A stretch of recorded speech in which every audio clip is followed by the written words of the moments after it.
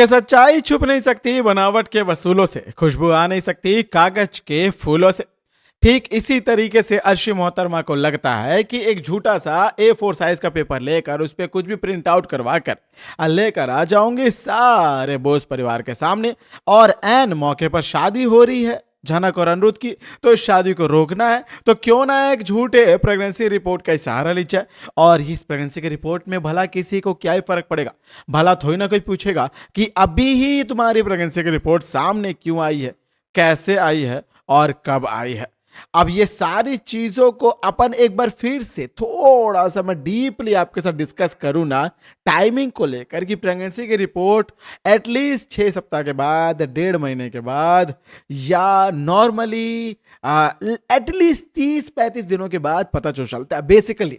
लेकिन क्या इस शो की कहानी 30-35 दिनों के लिए आगे बढ़ी है?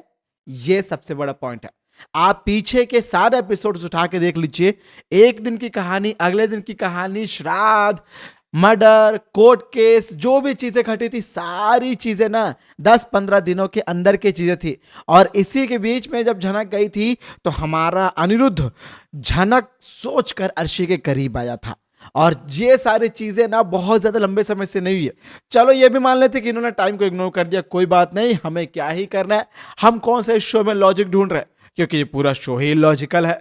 भाई ब्रिजभूषण जी की हत्या हुई थी, पुलिस आई थी क्या? नहीं आई थी।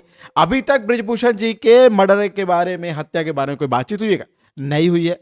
फिंगरप्रिंट्स लेकर गया पुलिस, अभी तक रिपोर्ट आई क्या? नहीं। फिंगरप्रिंट्स की रिपोर्ट भाई पहली बार होगा कि ऐसा कोई लेकर जा रहा है। भाई सामने के सामने पूरा मैच करा देते भाई।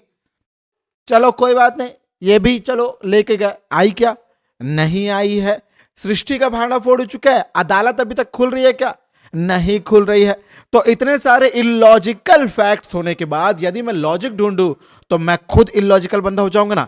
इसी के लिए इन सारी चीजों को अगवा कर देते हैं, डायरेक्टर्स के पास रख देते हैं, क्योंकि इन्होंने भाई अगवा करके रखा, किडनैप कर लिया इन सारी चीजों को। ये लोग अभी से छोड़ने नहीं वाले, भले ही हम लोग कितनी भी अच्छी टीआरपी क्यों ना दे दे, इसीलिए शो की टीआरपी गिर रही है। लेकिन अब अर्शी मोहतरमा को लगता है कि झूठी प्रेगनेंसी का रिपोर्ट लेकर आएगी और मोहतरमा पेश करेगी, दुख दर्द दिए भरे 2-4 गीत गाना शुरू कर देगी, तो सभी लोग इस बात को मान जाएंगे। ना ना ना ना ना अर्शी मैडम, ऐसा नहीं होने वाला। अर्शी मैडम तुम कह चुकी हो, हमने सुन लिया है। इसके आगे ये मत सोचना कि इसे सच मानकर तुम्हारे लिए इंसाफ की लड़ाई लड़ेंगे। बेशक ही झनक ऐसा कर सकती, क्योंकि झनक भोली है, बेवकूफ, मासूम है बेचारी। इसी के लिए अनिरुद्ध जैसे लड़कों के चाल में फंस जाइए, फंस चुकी है, फंस जाती भी है ऐसी बहुत सारी लड़कियां। लेकिन भाई कहने के लिए ना आप लोग बहुत सारे लोग बोलेंगे कि फिर से ये जो चैनल का वे टाइम्स ऑफ मीडिया का होस्ट है, ये फिर से अनिरुद्ध के पीछे पड़ गया। भाई क्यों ना पड़ू पीछे? क्या कोई ऐसा कारण है जिसमें मैं ये बोलूं कि भाई अनिरुद्ध बहुत अच्छा आदमी है, ऐसा इसलिए कर रहा है? भाई अनिरुद्ध ने किया होगा झनक की जान बचाने के लिए, लेकिन वो ये बात उसे बता भी तो सकता था ना कि तुम्हारे जान के ऊपर खतरा है, ऐसी ऐसी बातें हैं। इसमें छुपाने वाली कौन सी बात है? जनक को यदि खुद से बता दे कि उसकी जान के ऊपर खतरा है, तो वो खुद से ही शायद सोचती, या पुलिस की मदद लेती, या कुछ और करती, या ब्रिजभूषण के ऊपर, जो नकली ब्रिजभूषण यानी कुलभूषण के ऊपर कुछ तो कुछ करती। लेकिन ये सारी चीजें हुई नहीं, उल्टा एक झूठा कैंसर का रिपोर्ट बनवा लिया अपने नाम का अनिरुद्ध, और जनक को रोक रहा है। भाई इस बात में कौन सा लॉजिक है? नमस्कार दोस्तों, आप सभी का स्वागत है एक और इलॉजिकल शो के इलॉजिकल एपिसोड में, जहां पर लॉजिक ढूंढने की कोशिश करते हुए हम आगे बढ़ेंगे आज के इस रिपोर्ट में कि शायद कहीं तो हमें कोई लॉजिक मिल जाए।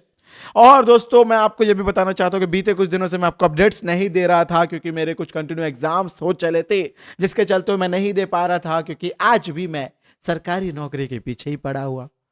अब इसका एक अलग वजह है। लेकिन फिलहाल दोस्तों कहानी में लॉजिक ढूंढने की कोशिश कर रहे हैं ना, तो लॉजिक में एक बहुत बड़ी बात क्या पता है आपको, कि लॉजिक में एक बहुत बड़ी बात यह होती है कि ना उसको देखने के बाद दिल को ना सेटिस्फैक्शन मिलता है।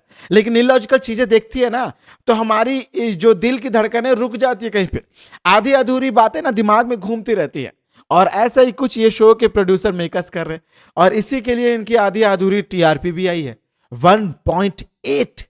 लिटरली मैं उस दिन टीआरपी देख रहा हूं, कंटिन्यू एपिसोड्स देख रहा हूं, सारी चीजों को देख रहा हूं, लेकिन मुझे नहीं पता था कि इस शो की टीआरपी इतनी ज्यादा गंदी भी आएगी। और बेशक ही आने के बाद मुझे यकीन हो गया कि इतनी गंदी तो आनी चाहिए थी, शायद इससे भी ज्यादा गंदी आनी चाहिए थी, क्योंकि कहानी कुछ इस तरीके से लाजवाब जो चल रही है। अब शो की तारीफ तो करनी पड़ेगी ना, शो का अपडेट बना रहे, ये तो हमारा परम धर्म कर्तव्य है। लेकिन क्या आप लोगों ने नोटिस किया है कि अर्शी की प्रेगनेंसी इतनी जल्दी कैसे आ सकती है? अर्शी की प्रेगनेंसी रिपोर्ट आई है, अर्शी इस बात को बता रही है, तो यहां पे अनिरुद्ध को यह कहा जा रहा है कि तुम एक लड़की की जिंदगी को बर्बाद मत करो, तुम अपनी जिम्मेदारी उठाओ। झनक जब प्रेगनेंसी की रिपोर्ट लेके आई थी तो ये घर में जो ठम्मी मोहतरमा, जो इस शो के एक सीनियर सिटीजन है, कहने को एक भाई इनकी जिंदगी का तजुर्बा है, बातें अच्छी बतानी चाहिए, लेकिन यही ठम्मी मोहतरमा तब, ए लड़की तेरे कैरेक्टर पे सवाल उठा रही हूं, तू दोगली है, तू किसी और के साथ सो के आई है, ये किसी और का पाप है। वाव, तालियां हो जाए भाई शो के मेकर्स के लिए, जो डायलॉग ना क्या फूक के लिखते भगवान जाने।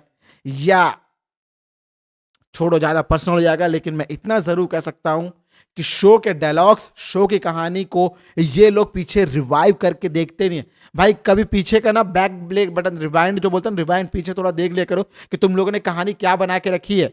तुम्हारी अधूरी कहानी तुम्हें ही याद नहीं है। हाँ भाई, आज वाला डायलॉग अच्छा लगा, हाँ लिख दो आज, अरे अरे भाई अर्शी को कम रोल मिला है, अर्शी का रोल बढ़ाओ, ला दो। कुछ भी सृष्टि को शो से निकालना ही नहीं था, या सृष्टि का भांडाफोड़ करना ही नहीं था आप लोगों ने, तो वो कोर्ट केस क्यों चलवाया? ये सारी चीजें क्यों खींचा गया? कहानी को इतना खींच मरोड़ के, इलास्टिक भी थोड़ा सा एक लेवल तक, रबर भी खींचो ना तो एक लेवल के बाद या तो वापस आके लगता है या टूट जाता है। इस शो की कहानी को कितना खींच रहे हो यार, हद है। मानना पड़ेगा भाई, आप लोगों के टैलेंट को मानना पड़ेगा भाई। खड़े खड़े 20 मिनट एक्टर से तो काम करवा ही लेते हो, लेकिन शो की कहानी को 1.5 साल, 1 साल, 1.5 महीना, 2 महीना हो गया, 14 महीना होने वाले 20 दिसंबर को हो चुके 13 महीने। आप लोगों ने 13 महीने की कहानी में क्या उखाड़ा, क्या दिखाया कहानी में? भाई उखाड़ा बात को गलत मत ले लेना भाई, ये फ्लो में निकल गया। लेकिन इतना मैं जरूर कह सकता हूँ, ले भी लोग होते हो, हम लोग आपके फैन हैं, हमारा ये अधिकार है पूछना, तो इसमें कोई आपत्ति है नहीं। लेकिन मैं इतना जरूर कह सकता हूं कि कहानी पूरी तरीके से बकवास हो चुकी है। अब इस कहानी में अर्शी की झूठी प्रेगनेंसी का जो भांडाफोड़ होने वाला है, इसमें कितनी सच्चाई है मुझे तो नहीं पता दोस्तों, मुझे जो रिपोर्ट मिली थी मैं आपके सामने लेकर आया। लेकिन हाँ, थंबनेल में बहुत से लोग देखकर इस वीडियो को क्लिक किए होंगे, उन्हें लग रहा होगा कि जरूर ही अर्शी का भांडाफोड़ होगा। इस बारे में बातचीत किया नहीं अभी तक ये वेणु कुमार, मिस्टर वेणु कुमार यानी मैंने। तो आप लोग सोच रहे होंगे, देखिए दोस्तों, जैसे ही अपडेट मिली है वैसे ही मैं अपडेट के सामने कर रहा हूं। एपिसोड मैंने पहले ही देख लिया था, जब ये एपिसोड 8:30, 8:40 को, 8:45 को कुछ आया था। लेकिन अभी मुझे इस बात का इंतजार है कि इतना सब कुछ होने के बाद भी यदि ये लोग अर्शी का भांडाफोड़ नहीं करेंगे, अर्शी की फेक प्रेगनेंसी लेकर आएंगे, तो ये शादी कैसे टूटेगी? कि यही कि झनक बोले कि सर जी आपने मुझे धोखा दिया है, आपने फिर से चिट किया, आपको कोई बीमारी नहीं है, कैंसर वैंसर ये, तो तब क्या सही में ऐसा कुछ एंगल तो नहीं ला देंगे कि अनिरुद्ध को सच में कोई बीमारी है और ये सारी चीजें वो झूठ बोल रहा था? कहीं ये वाला एंगल तो नहीं ला देंगे? और जिसके बाद अर्शी बोलेगी कि मुझे नहीं चाहिए कैंसर वाला आदमी, मैं शादी नहीं करूंगी इससे, ऐसा कोई ट्विस्ट तो नहीं आ जाएगा? मुझे ये वाला डर भी सता रहा है। ये लोग कुछ भी कर सकते हैं, ट्विस्ट लाने के लिए कुछ भी कर सकते हैं। हालांकि इस ट्विस्ट में कोई दम होगा या नहीं होगा, ये तो आने वाला वक्त ही बताएगा। मतलब दोस्तों, आज के लिए इस लॉजिकल शो में लॉजिक ढूंढते ढूंढते हम हो चुके हैं, थक गए हैं। आप भी क्या थक गए, या पक गए, या रो रहे इस शो को लेकर, जिस तरीके से मैं भी रो रहा हूं अंदर ही अंदर?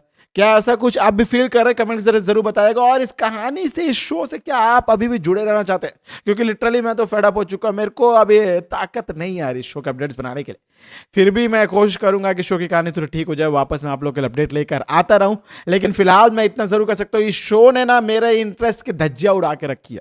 मेरे क्या, कई लोगों के इंटरेस्ट की धज्जियां उड़ा के रखी है। आप में से कई लोग ऐसे भी लोग हैं जो आपके अंदर अभी भी इंटरेस्ट है, तो मुझे कमेंट के जरिए जरूर बताइएगा।